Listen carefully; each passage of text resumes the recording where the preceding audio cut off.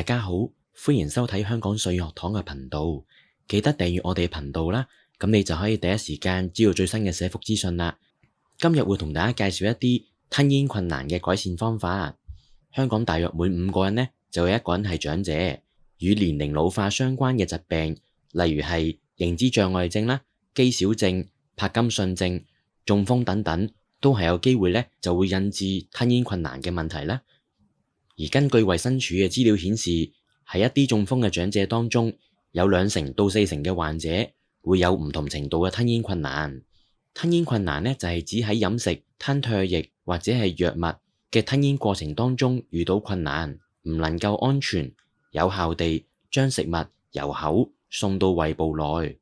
以取得足夠嘅營養同埋水分。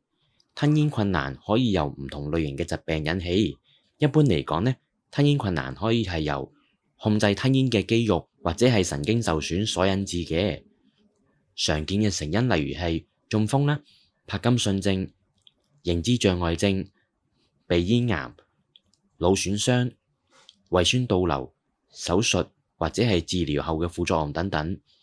吞咽困難除咗會阻礙食物安全同埋有效地由口送到胃部內呢，長遠更加會阻礙營養同埋水分嘅攝取，引致營養不良、體重下降、抵抗力減弱，以致影響生活質素。一旦食物或者係液體誤入呼吸管道呢，就會有機會併發吸入性肺炎，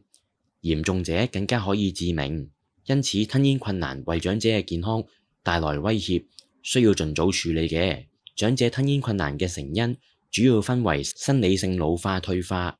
例如係肌肉冇力、唾液減少，同埋一啲病理性嘅因素。後者就包括中風啦、柏金遜症、失智症等等神經系統嘅疾病，以及食道啦或者係咽喉嘅結構性問題，例如係腫瘤、發炎或者係術後狹窄等等。此外，不當嘅進食習慣啦、使用唔合適嘅假牙啦，或者係分心，都有可能增加吞咽嘅風險。喺生理性老化同埋退化方面，例如係肌肉冇力，隨住年齡嘅增長，面部、口腔同埋咽喉嘅吞咽相關嘅肌肉呢就會萎縮，力量下降，加上肌少症嘅影響呢，就會導致吞咽效率減低。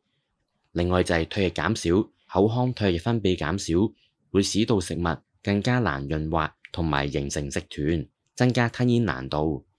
另外就係神經反應變慢呢，控制吞咽嘅神經反應同埋協調性下降，喺吞咽嘅過程容易出錯。另外就係一啲病理性嘅因素啦，例如係神經系統疾病，包括中風、腦部受損，可能影響控制吞咽嘅神經啦，引致吞咽困難。另外就係柏金遜症啦，神經嘅功能受損，肌肉冇力，而且會反應遲緩，會影響吞咽能力啦。另外就係失智症，亦都係認知障礙症，大腦功能退化，吞咽困難亦都會隨之而嚟。另外就係一啲腦部嘅外傷或者係腦損傷，呢啲情況呢都可能會損害腦部控制吞咽嘅神經啦，導致吞咽困難。至於結構性因素，例如係腫瘤啦，包括頭頸部嘅腫瘤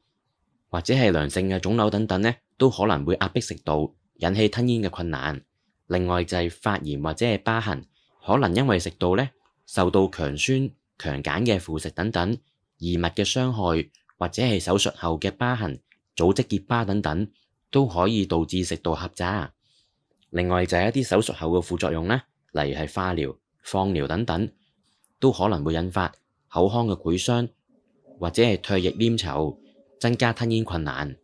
至於嘅其他可能因素呢，就係進食嘅習慣不當，例如係食得太快啦、太急促或者係分心、精神唔集中，都可能會增加吞咽嘅風險。另外就係一啲不良嘅進食姿勢啦，例如係躺着去進食呢，就會更加容易逐親啦。正確嘅坐姿有幫助順利嘅吞咽。至於假牙問題方面，如果佩戴唔合適嘅假牙呢，可能會影響咀嚼功能，進而就會影響吞咽啦。而有關吞咽困難最主要嘅常見症狀，就喺吞食物嘅時候會出現，例如吞咽疼痛啦，或者係需要吞幾次先至可以吞下食物，又或者係會有食物殘留喺口腔入邊，令到口腔發出異味。另外就係食物或者飲品咧會從口中流出。另外就係進食嘅時候會感覺到食物卡咗喺食道或者係喉嚨入邊，唔上唔落。另外就係需要較長嘅時間同埋氣力去咀嚼同埋吞嚥等等。其次就係咳嗽、氣喘、清喉嚨嘅時候會有痰聲。另外就係吞嚥後咧，聲線會變得渾濁不清。除此之外，都有其他嘅症狀，亦都可能會喺日常生活當中出現，例如係經常性嘅肺炎啦，因為係一個持續性嘅發微燒，或者係體溫持續不穩。另外就係因為口部嘅肌肉控制減弱而導致經常流口水啦，說話口齒不清等等。另外就係舌頭萎縮，令到佢嘅活動範圍有限。另外就係下顎嘅周圍肌肉緊張而僵硬，牙關緊閉。另外就係呼吸困難、咽鼻逆流等等。另外都有機會會有一啲冇氣力嘅咳嗽、蛀牙或者係口腔炎等等。另外就係引致食慾下降或者係拒絕進食。而另外咧都會有機會營養不良咧，導致體重下降同埋脫水嘅。咁喺呢一度咧，都介紹一啲有助改善吞嚥困難嘅一啲嘅服務或者係社區資源。首先介紹嘅就係照護食。近年咧已經開始推出唔同嘅口味軟餐啦。商務及經濟發展局咧亦都正係夥同香港社會服務聯會加強向飲食業界推廣照護食，透過各種烹調同埋處理方法調整食物嘅形態同埋軟硬程度，讓有需要嘅人士可以安心進食。照護食係專為吞嚥困難或者係咀嚼困難嘅人士而設計嘅飲食，旨在喺通過調整食物嘅形態啦、軟硬程度同埋黏稠程度等等，令到佢可以安全進食，以提供生活嘅品質。如果對於照護食呢個服務想了解多啲呢，可以瀏覽官方網站以了解詳細嘅資訊。而呢一個計劃嘅背景就係透過各種烹調同埋處理方法調整食物嘅質地啦、形態、軟硬程度、黏稠度，以更加精準地配合唔同程度嘅吞嚥以及咀嚼困難嘅人士需要，令到有需要嘅人士可以安心進食，同時間亦都可以保留食物嘅色香味，令到佢哋可以有尊嚴而安全地進食。社聯致力推動照護食嘅生態系統發展，推出照護食種子餐廳計劃，旨在同餐飲業夥伴喺社區推動吞嚥友善嘅餐廳，讓吞嚥困難嘅人士可以喺唔同地區嘅餐廳享用照護食，重拾進食嘅樂趣，亦都可以同親朋好友共度同台食飯嘅美好時光。期望呢一個計劃可以同時讓餐飲業界了解唔同嘅人士對於餐膳嘅需求，從而把握喺人口高齡化嘅趨勢下潛在嘅發展機遇。首先同大家介紹嘅就係 ASAP As Simple As Possible， 佢哋主打西式簡約料理，迎合健康飲食潮流。餐廳照顧唔同食客嘅需要啦，提供照護食第6級嘅菜式，例如係慢煮雞胸肉、南瓜米型意大利粉同埋宴會菜單，兼顧美味同埋營養安全。大家可以撳停熒光幕留意餐廳嘅分店地址同埋聯絡電話等等。跟住就係介紹東華三院嘅 iBakery 愛烘焙餐廳，佢哋嘅金鐘餐廳喺2024年8月已經係開始研發同埋推出照護食嘅餐點，與佢哋嘅姊妹社企曲伊時煮餸意共同推出堂食、正餐、碎餐同埋軟餐等等，至今已經舉辦多場嘅活動，當中有長者、照顧者、社區人士等等，招待超過200人，共享美食嘅滋味。有關佢哋餐廳嘅地址，可以撳停熒光幕了解佢哋嘅詳細地址啦，同埋聯絡電話。跟住就係一葉小廚，佢哋匯聚傳統台灣菜嘅精髓，主打多款台式嘅招牌菜式，風味而地道。餐廳同時亦都要照顧唔同食客嘅需要，提供照護食第6級嘅菜式，例如係3杯雞肉碎配稀飯同埋宴會菜單等等，讓長者喺吞嚥困難嘅人士亦都係可以能夠安心享用台灣美食。有關佢哋嘅分店地址同埋聯絡電話，大家可以撳停影片去查看資料。跟住就係容記酒家，容記酒家就提供涵蓋3個標準級別嘅合共8款嘅照護食菜式，讓大家呢可以同桌同餐，共享美食佳肴。菜式就包括正宗炭燒燒鵝髀、豆豉蒜蓉涼瓜牛冧肉、懷舊烤手釀蟹蓋、晶瑩筍尖鮮蝦餃等等。大家可以留意熒光幕佢哋店鋪嘅地址同埋聯絡電話。跟住就係美心皇宮荃灣綠楊坊嘅分店。美心皇宮配合唔同吞嚥嘅需要，重新演繹多款嘅經典粵菜，包括蝦餃、燒賣、蘿蔔糕、翡翠琵琶豆腐、蟹子蟹肉燴伊麵等等，色香味同埋營養俱備，讓有需要嘅人士重拾飲茶嘅滋味，可以與家人同台同食。有關佢哋嘅地址同埋電話，可以留意熒光幕嘅資料。跟住就係德國寶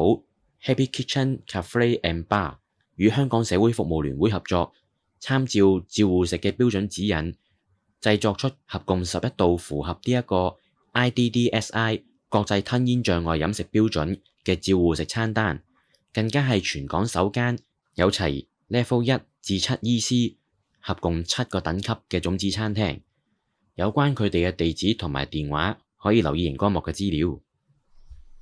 跟住就係上海姥姥，係上海姥姥可以提供嘅菜式，以軟食重拾同桌嘅溫情，可以一齊細味地道嘅菜式。有關佢哋嘅分店詳細地址呢，可以留意熒光幕嘅資訊。跟住同大家介紹嘅就係樂食智友計劃，為咗協助有需要嘅長者同埋家人，香港中文大學醫院推出樂食智友計劃。由老人科專科醫生、言語治療師、註冊營養師以及老人科嘅護士協助正在受吞嚥困難嘅長者同埋照顧者，去正視吞嚥困難同埋相關長者嘅健康問題。有關呢一個服務嘅詳細資料，我哋頻道都曾經製作過懶人包同埋相關影片，歡迎大家留意熒光幕嘅網址以瀏覽資訊。跟住同大家介紹嘅就係靈實全互通吞嚥訓練。呢項吞嚥訓練係由專業嘅言語治療師或者係職業治療師，而需要係經過註冊西醫轉介而提供服務，旨在幫助長者去改善吞嚥功能啦，提高進食嘅能力同埋生活質素。首先，治療師就會為長者進行全面嘅吞嚥能力評估，深入了解佢嘅吞嚥困難情況同埋原因，評估結果，以作為制定個人化訓練計劃嘅基礎。而訓練內容可能會包括強化口腔同埋咽喉肌肉嘅訓練，改善咀嚼同埋吞嚥協調。另外就係指導適當嘅吞嚥姿勢啦，協助食物順暢通過食道。另外就會建議合適嘅食物質地同埋飲食方式，以減低誤吞嘅風險。另外，治療師亦都會為照顧者提供餵食技巧同埋飲食建議，確保長者獲得安全同埋營養均衡嘅膳食啦。另外都會定期評估同埋調整訓練計劃，以確保長者獲得適切嘅專業支援。有關呢一個服務詳情，大家可以致電26633001去查詢服務詳情同埋相關嘅收費項目。最後就係提一提一啲常見嘅熱線服務，當中包括照顧者支援專線182183、情緒通精神健康支援熱線18111，最後就係社署熱線23432255。最後記得留言、讚好、分享我哋嘅 YouTube 頻道啊！如果你或者你身邊嘅長者有需要嘅話，唔好猶豫啦，快啲聯絡我哋啦，等我哋一齊改善長者嘅居住環境啊！如果你有任何意見或者建議，都歡迎喺下邊留言或者直接聯絡我哋。多謝你嘅收睇同埋支持，下次見。